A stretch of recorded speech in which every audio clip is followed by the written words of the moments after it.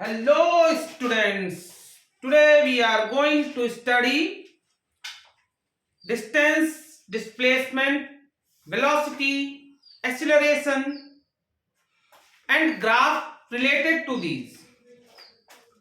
आइए इनको समझते हैं। आइए एक लॉन्ग ड्राइव पे चलते हैं। तो सबसे पहले हम ये जानेंगे what is the difference between distance and displacement. आइए इसको एक एग्जाम्पल से समझने की कोशिश करते हैं। वी कंसीडर एक आदमी है ए जो इस बिल्डिंग में रहता है और एक आदमी है बी जो इस बिल्डिंग में रहता है। एक आदमी है ए जो इस बिल्डिंग में रहता है, दूसरा है बी जो इस बिल्डिंग में रहता है। अब ए यहां पर बैठा हुआ है और बी यहां पर बैठा हुआ है। ए बैठा हुआ चाय पी रहा है। ए बैठा हुआ चाय पी रहा है। उसने बी को बुलाया कि आओ भाई चाय पियो आकर के। तब बी यहां से देखिए अपने घर से स्टेयर्स से नीचे उतरा, फिर सब गलियों से होता हुआ इनके डोर पे पहुंचा और फिर स्टेयर से ऊपर पहुंचा और फिर यहां आकर के उसने चाय पी। अच्छा, अब इसमें समझिए कितनी दूरी थी, मिनिमम डिस्टेंस कितनी थी। बस यही तो मिनिमम डिस्टेंस थी, लेकिन इसने चला कितना, ये रास्ता, इतना रास्ता तय किया। तो जो डिस्टेंस होती है वो होती है the length of the path between two stable points. रास्ते की लंबाई को, दो स्थिर बिंदुओं के बीच के रास्ते की लंबाई को दूरी कहते हैं, डिस्टेंस कहते हैं। और दोनों बिंदुओं के बीच की कम से कम मतलब न्यूनतम दूरी को डिस्प्लेसमेंट कहते हैं। दो बिंदुओं के मध्य पथ की लंबाई को डिस्टेंस और दो बिंदुओं के मध्य की न्यूनतम दूरी को डिस्प्लेसमेंट कहते हैं। ये पॉइंट ए है और ये पॉइंट बी है। रास्ता ये है, ये हो गई डिस्टेंस और ये मिनिमम दूरी है, ये हो गई डिस्प्लेसमेंट। ये हो गई दूरी और ये हो गया विस्थापन। विस्थापन क्या है? दो स्थिर बिंदुओं के मध्य की न्यूनतम दूरी को विस्थापन कहते हैं।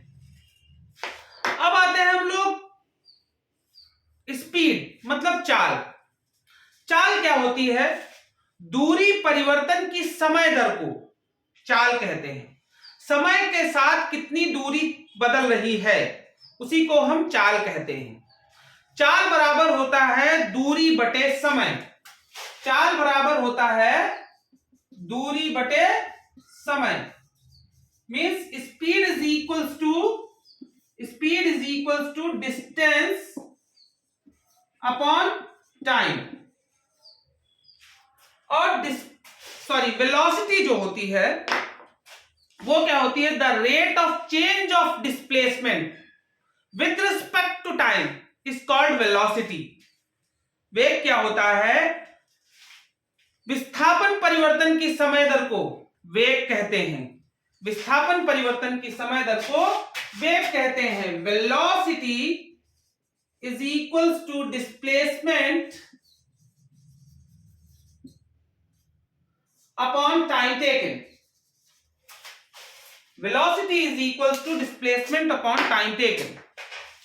देखिए एक चीज समझिएगा, दूरी जो है वो स्केलर क्वांटिटी है, अदिश राशि है।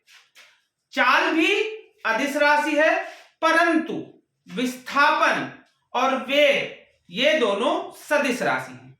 इसके पश्चात हम पढ़ेंगे एक्सीलरेशन। एक्सीलरेशन क्या होता है? एक्सीलरेशन मतलब त्वरण। वेग परिवर्तन की समय दर को त्वरण कहते हैं। The rate of change of velocity with respect to time is called acceleration, velocity बदलने की टाइम रेट को क्या कहेंगे? वेलोसिटी। आइए आगे समझते हैं।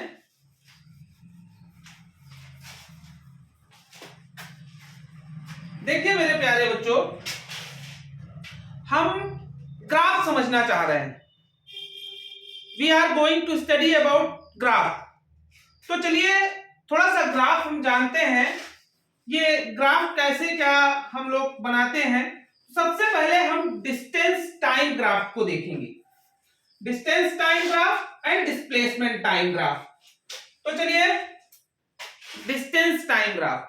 ग्राफ चाहे जो हो, आप लोग याद रखिएगा, ग्राफ चाहे जो हो, जो हॉरिजॉन्टल लाइन होती है, जो एक्स एक्सिस होता है, उस पर हमेशा समय या टाइम लेंगे। हॉरिजॉन्टल लाइन पर हमेशा टाइम लेंगे और वर्टिकल लाइन पर हमेशा जो दूसरी क्वांटिटी होगी उसे लेंगे। जैसे हमको डिस्टेंस टाइम ग्राफ बनाना है तो डिस्टेंस होगा y एक्सिस पर और टाइम होगा x एक्सिस पर। वेलोसिटी टाइम ग्राफ बनाना है, वेलोसिटी होगा y एक्सिस पर और टाइम होगा x एक्सिस पर।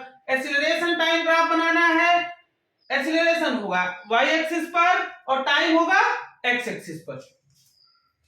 अच्छा, अब इसके बाद हम समझते हैं डिस्टेंस टाइम ग्राफ से हम क्या क्या चीजें निकाल सकते हैं।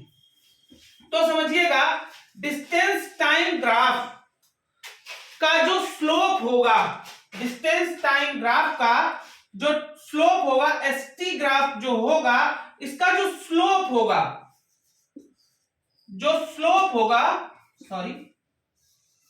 स्लोप जो होगा वो क्या बताएगा?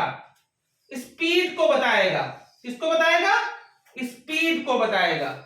और वेलोसिटी टाइम ग्राफ का जो स्लोप होगा वो एक्सीलरेशन को बताएगा, एक्सीलरेशन को बताएगा। और इसका जो एरिया होगा वो डिस्प्लेसमेंट को बताएगा, डिस्प्लेसमेंट को बताएगा।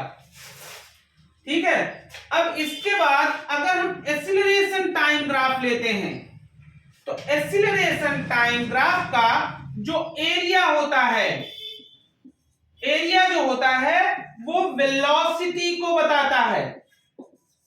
इस चीज को बताता है, वेलोसिटी को।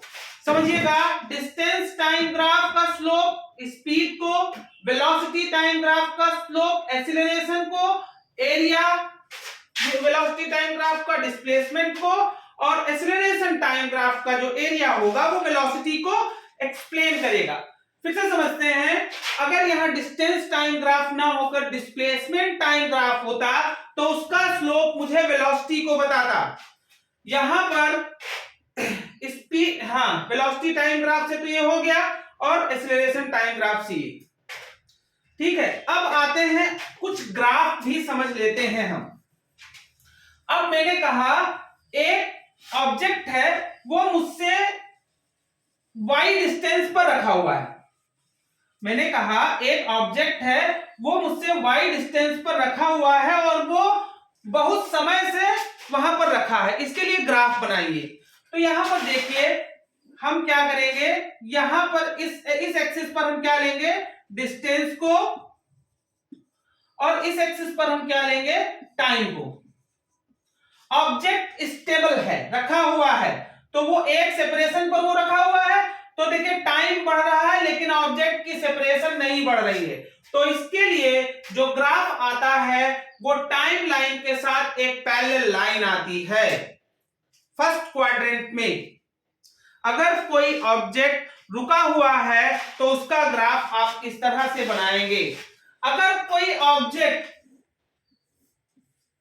यूनिफॉर्म वेलोसिटी से चल रहा है तो उसका डिस्प्लेसमेंट टाइम ग्राफ ये हो सकता है। मतलब एक स्मूथ लाइन, एक सीधी रेखा, ये हो सकता है, ये हो सकता है, एक बिल्कुल स्ट्रेट लाइन होगी। ठीक है। अब देखिए ये कब होगा, ये कब होगा और ये कब होगा। मान लीजिए ऑब्जेक्ट 0 से चलना स्टार्ट करता है। ठीक है, मेरे पास से स्टार्ट करता है, मेरे पास से ही चलना स्टार्ट करता है, तब उसके लिए जो ये ग्राफ अगर इस तरह से आएगा और मुझसे कुछ सेपरेशन पर होगा, बहुत ज्यादा सेपरेशन पर होगा तो ये। अच्छा, इसी तरह से अगर मैं इसके लिए यूनिफॉर्म एक्सीलरेशन का ग्राफ बनाऊं, एक्सीलरेटेड ऑब्जेक्ट का मैं ग्राफ बनाऊं, एक्सीलरेटेड और डीएक्सीलरेटेड दो टाइप के मैं ग्राफ यहां पर बना सकता हूं। ये प्रॉब्लम्स आपके नीट के लिए भी बहुत इंपॉर्टेंट है, नीट एग्जाम के लिए समझिएगा। एक्सीलरेटेड होगा तो डिस्टेंस, डिस्प्लेसमेंट, टाइम ग्राफ, देखिए होगा क्या एक्सीलरेटेड ऑब्जेक्ट के लिए ये, और डीएक्सीलरेटेड ऑब्जेक्ट के लिए कुछ इस तरह से होगा, एक्सीलरेटेड एंड डीएक्सीलरेटेड। जहां पर अगर कोई पूछता है यूनिफॉर्म एक्सीलरेशन के लिए डिस्टेंस टाइम ग्राफ क्या होगा, तो आप ये बनाएंगे यूनिफॉर्म डीएक्सीलरेशन, या फिर ऐसे कह दे कि डीएक्सीलरेशन के लिए तो ये झुकती हुई लाइन। अब इसके बाद अगर मैं वेलोसिटी टाइम ग्राफ की तरफ देखता हूं तो देखिए वेलोसिटी टाइम ग्राफ में क्या होगा। वेलोसिटी टाइम ग्राफ में मैंने आपको बताया अगर ऑब्जेक्ट की वेलोसिटी यूनिफॉर्म है तो ग्राफ ये होगा यूनिफॉर्म वेलोसिटी। यूनिफॉर्म वेलोसिटी के लिए ग्राफ ये होगा, ये v और ये t लाइन। अगर ऑब्जेक्ट एक्सीलरेटेड है तो ग्राफ ये होगा, या तो ये हो सकता है स्ट्रेट लाइन होगी, इसका जो स्लोप होगा, ये जो स्लोप होगा यही आपको बताएगा slope is equals to acceleration. Acceleration, slope is equals to acceleration, ये वेलोसिटी टाइम ग्राफ है। ठीक, इसके बाद अगर इंक्रीजिंग एक्सीलरेशन है तो ये वेलोसिटी टाइम ग्राफ के लिए इंक्रीजिंग एक्सीलरेशन, डिक्रीजिंग एक्सीलरेशन है तो ये। ठीक है, अब ये हमारे पास सारे ग्राफ्स हो गए। अब हम लोग नेक्स्ट वीडियो में एक ट्रिक के द्वारा, चारों इक्वेशनों को निकालना सीखेंगे। v is equals to u plus at, s is equals to ut plus half at square, and v square is equals to u square plus 2as. Thank you students, enjoy yourself.